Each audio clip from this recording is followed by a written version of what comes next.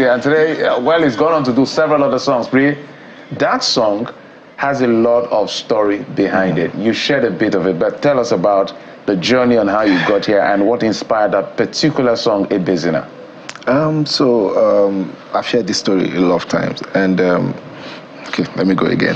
So then, like I said, I served, I was someone's houseboy then growing up. So when I came into a church, Assemblies of God, then I was living with the security. So as at that point, we wash machines, bike outside, and then somehow it was really, really, really terrible. We didn't have a place to stay. By that I mean my family, and we were living in one batch. I wish I give you that picture. I saw it online.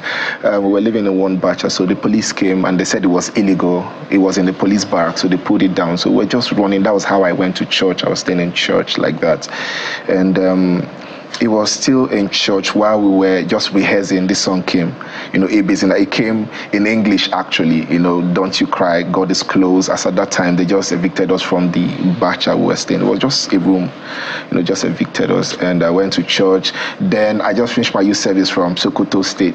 I was running back to Sokoto, just to go stay. I went back to stay with the coppers in their coppers lodge, Winners Chapel Coppers Lodge. So while I was going, I missed the first bus, and that day was sanitation. That was my last money, the last. So I went back to church. The next day I was crying, like I was leading worship. I was crying, and somebody met me and said, what do you do? I was blessed by your administration. They thought it was the anointing, but I was really broken. And she said, come see me. So I went to the house. She thought I actually studied engineering, and she introduced me to her husband, working in an oil company. He was one of the managers. So cut the long story short, I got a job in the oil company. It's multinational actually. Please don't say it. So I got the job, I started working, and that was how I recorded the song.